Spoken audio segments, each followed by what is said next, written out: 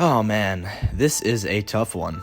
After years upon years of collecting and hunting down these Hot Toys Spider-Man figures, I have landed at a very pinnacle point in Spidey collecting. And will this be the end? Let's talk about that.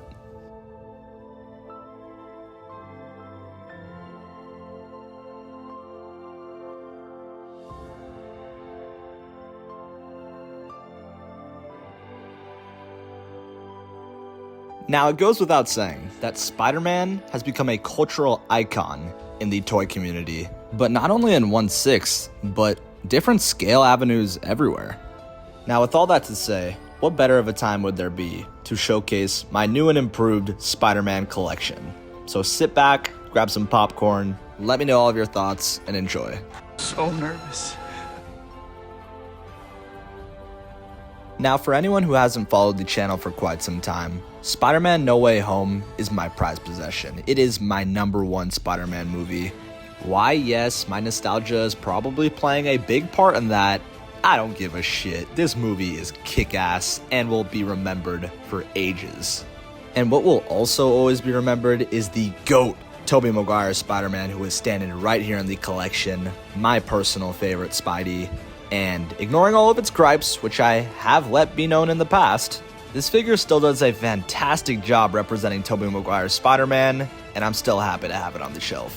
But it's not only the Raimi Spider-Man, but you can display the villain surrounding him with this massive base that you have to pay extra for if you go the deluxe route, but I think the presence is worth it. You can also grab the actual caution things and just fuck with them. You can just do whatever you want, yeah. But anyways, just great representation of No Way Home and the battle he had with Sandman. But you can also display that Raimi trilogy with this gorgeous Green Goblin behind him, flying on that glider. And this is a No Way Home version of Green Goblin because obviously he was in the film for the very, very short time we had him. Thank God they put this suit in, even for the minute he was in it, because we needed this in a figure form. Our wishes were granted, with Hot Toys dropping this amazing set. It's nice to see all the appreciation for the suit after the No Way Home film, and you can see this actually came with his glider, which is, a necessity. If you got the version without the glider, it's a damn shame, because you need the goddamn glider with Green Goblin. Come on, it's a part of the character, it's just a necessity. Now, I'm not sure if people caught on yet, but that glider is actually at a different height. Shout out to Zach from Collecting Weekly for making me custom Goblin height stands so I can display my figure at a lower height. Hot Toys annoyingly left the figure stand at a singular height that was just too high for my liking, so I had to get this done. More info at zax.wonderland on IG. Just DM him and he'll get you sorted. It does look like he's kind of tilting. He's about to eat shit in front of Toby, but it's been a week in the display now and he hasn't fallen once. I'm confident that this will hold, unless there's an earthquake. I am in Cali, so then I'll be screwed, but let's move on to the integrated suit, which is also an amazing release by Hot Toys, which I feel gets a bad rep in the Spider-Man community. Because of the gold accents, it just doesn't resemble Spider-Man to a lot of people. I personally think it's unique and kind of cool, but I can understand the negative appeal. Although I will defend this for the rest of my life. These diorama bases from the No Way Home line are absolutely sensational. The details, the weathering, the actual paintwork, everything about these things. Hate those things. Hot Toys can take every bit of my dime wallet because these bases are worth the price of admission. I will say though, the back plug-in for the Iron Spider legs are atrocious and do not look great aesthetically. But from front on, this figure is spectacular. Ooh, baby, it's gonna get hot. It's gonna get a little spicy here with the Hot Toys Doc Ock because this is a controversial piece, but I had to build my Sinister Six somehow. Even if Hot Toys did this figure sculpt so fucking dirty. Apart from the head sculpt, this figure is perfection. Oh, Rosie, I love this boy. It's pretty safe to say they did not get the sculpt right, but the actual tentacles, the tailoring, and just about everything else is seriously well done. But as soon as those glasses come off, my goodness gracious, nobody can tell me that that is Alfred Molina. The funny thing is, Hot Toys had a prototype of him, which they did say would change, but did it though? Now, only the real ones loved Andrew Garfield when TASM 1 officially came out. Not the bandwagons who came over after No Way Home dropped and he stole the show. Let me know in the comments. but I will always stay true to saying this is the best Spider-Man representation we've ever seen on screen. Toby did damn justice from both sides, but as Spider-Man itself, Andrew Garfield is just that guy. And this dual pair of figures is fucking awesome. It's another shame to not get the lizard diorama because it is fantastic. The figure itself is also a nice improvement from the original. That said, still have some issues with it, which I have addressed in older videos. But with now the new custom changes, I absolutely adore this piece. This TASM 2 figure is incredible. It is spectacular. It is phenomenal. It's sensational. Is there another word I'm missing? I don't know. Something. Even this close-in shot here just screams No Way Home to me and honestly makes me want to rewatch it again. This is also my favorite Spidey suit, so I'm a big fan of Andrew. And Hot Toys also allowed us to get some more villain representation with sort of a half body of Lizard. Now, it would have been nice to get an entire figure of him, but I guess we can take with what we can get. The paintwork also isn't too ideal. That said, everything under the sculpt is, again, really nicely detailed. It's just the actual sculpt of Lizard wasn't too perfect, but it's not really a deal breaker. You can also take off this accessory to have Andrew hold the cure, which is cool.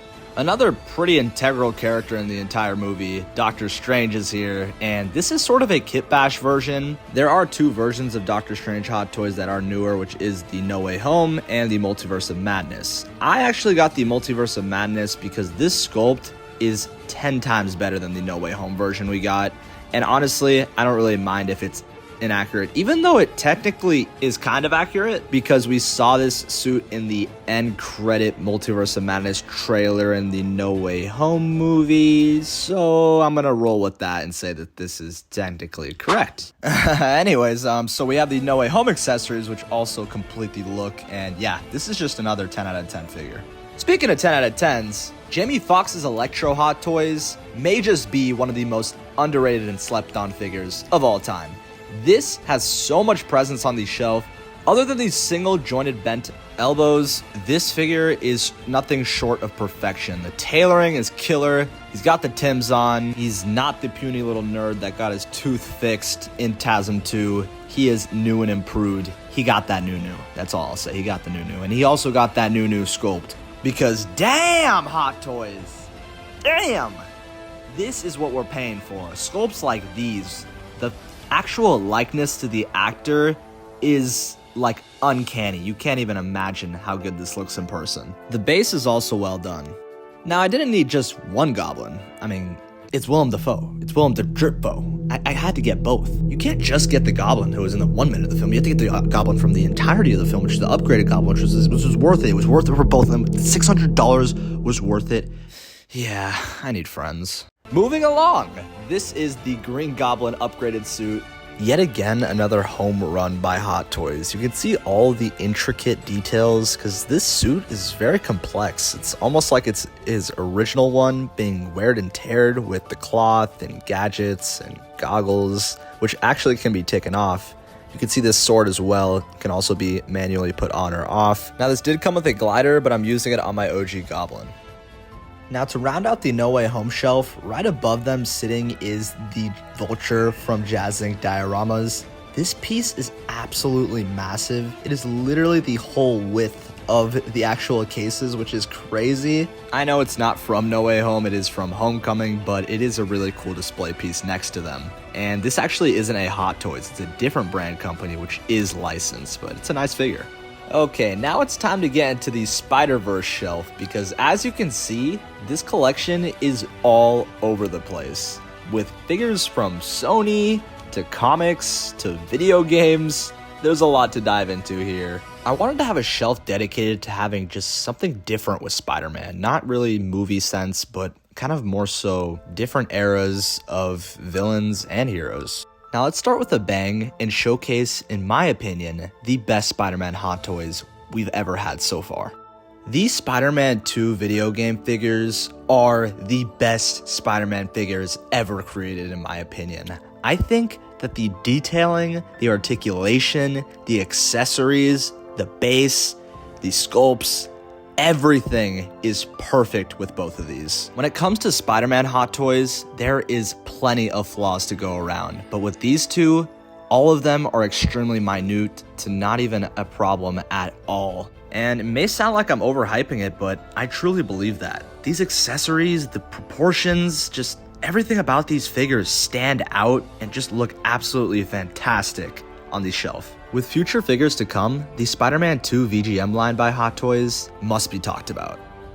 This has to be the most unique Spider-Man I own in my collection, and it is the D23 Avengers Campus Spider-Man from Disneyland, which is actually really unique. This is the suit they actually use at the parks, and the web drone you see there is a part of the ride that is there, which is called the Web Slingers, I believe. And this is just a very nostalgic piece for me because I am located in SoCal, so I go to Disneyland often, and just having a different Spider-Man such as this, it really lets people know how unique Spider-Man can truly be. Now, the Scarlet Spider-Man by Hot Toys has to be the most posable one out there. Because the suit is all made of fabric, you can pose this figure to your heart's extent and not have to deal with any damages. This is one of the most critical things that people hate about Hot Toys Spider-Man figures, is the fact that when you pose them and crease them, it will leave underlying damage in the future. But with this figure, you really don't have to worry about that. And it always made me wonder, why doesn't Hot Toys use this figure as their forefront for future ones? If we had materials such as this for all of our Spider-Man figures, I think it would add a lot more hype to their brand. But it may not be able to match the actual source material of the accuracy of the suit. But if you are one of those collectors who shit on Hot Toys for posing, get this Scarlet Spider-Man and your mind will be changed, because you can basically do anything with this figure without risking any damages to the actual suit.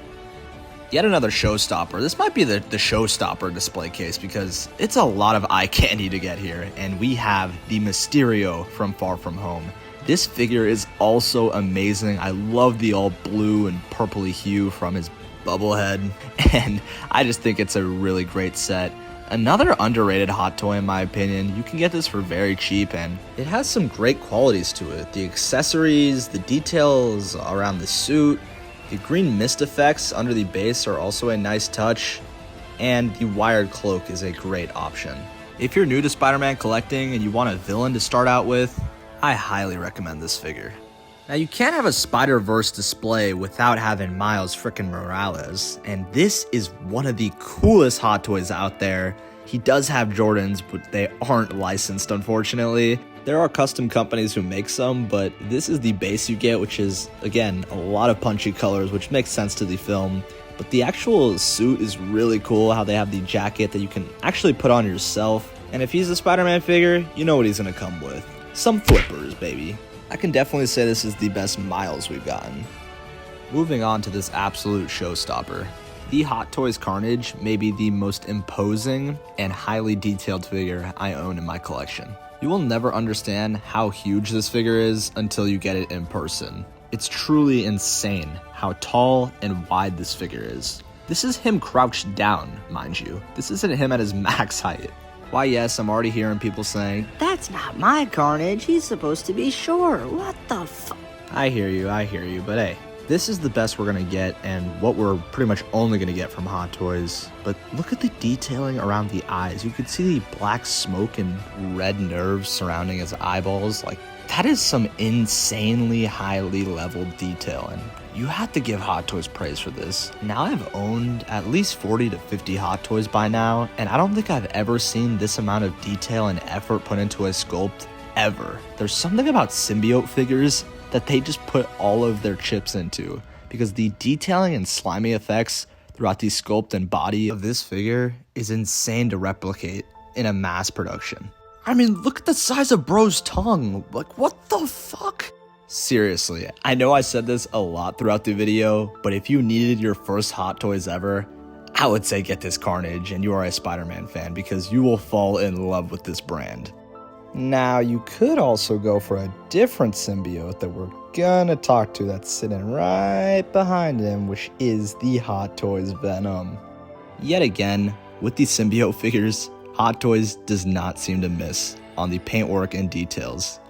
This gets me super excited to see the black suit Spider-Man from the video game, because I just know for a fact they're gonna absolutely kill that figure, and it may just be a figure of the year. Okay, Riley, let's stay on topic. Let's talk about this Venom, which is, again, has great accessories. It comes with this sword, his little gooey effect I showed on the left. And the Carnage figure actually came with this Eddie Brock bust if you got the deluxe version. So it was kind of cool. If you did collect the Venom in the past, the Carnage figure sort of gave you an incentive to get the Venom because now you can pair them together and use this amazing likeness to Eddie Brock and complete that scene that was pretty badass and iconic when he does say, "We are Venom."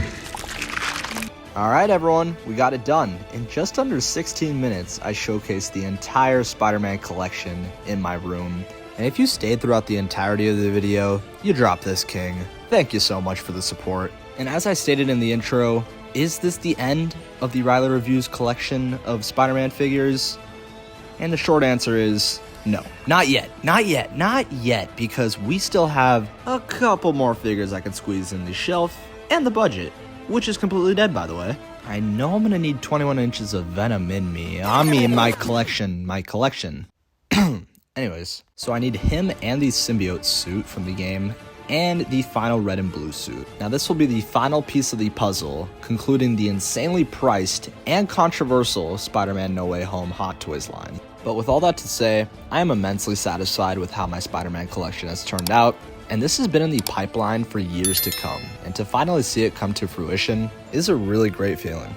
And be sure to let me know in the comments below, because I am dying to know, what was your favorite figure in this entire collection? Okay, that's it, bye.